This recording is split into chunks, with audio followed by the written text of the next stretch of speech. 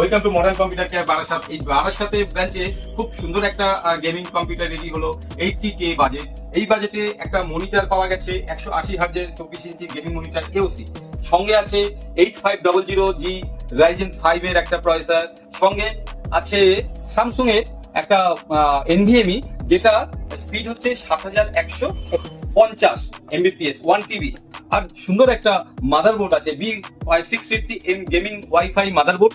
আর graphics কার্ডটা কিন্তু white addition, double ফ্যানের 6600 একটা গ্রাফিক্স কার্ড, 8GB সুন্দর ক্যাবিনেট।